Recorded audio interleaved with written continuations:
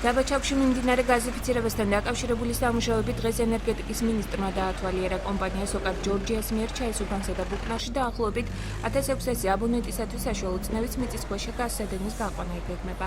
მოსახლეობა გაზიფიცირებისათვის განკუთვნილ თანხას რამდენიმე თვის განმავლობაში გადაიხდის. მისი საფასური ყოველთვიურად 25 ლარს არ უნდა აღემატებოდეს.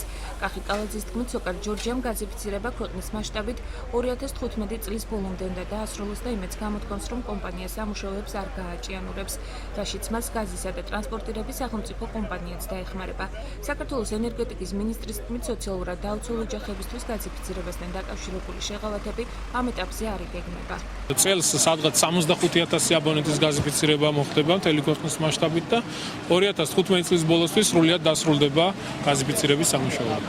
ახალი კომპანიის შემოსვლა არ იგეგმება, ძირითადად სამუშაოებს სოკარგაზ ჯორჯია ასრულებს და ჩვენ ავიღეთ ვალდებულება სახელმწიფო კომპანიით გაზის და ტრანსპორტირების კომპანია გააკეთებს სოკართან ერთად ძირითად სამუშაოებს მთელი ქვეყნის მასშტაბით. მიმდინარეობს დაახლოებით 17 კილომეტრი გაზსადენის მშენებლობა, დაახლოებით 95% შესრულებული არის. ეხლა მიმდინარეობს განშტოებებზე მუშაობა, რომ მოხდეს თითოეულ მოსახლესთან, კორპუსთან გარის ამოყვანა და შემდეგ ეტაპი უკვე განხორციელდება სახლში გაზსადენის მშენებლობა და მონტაჟია.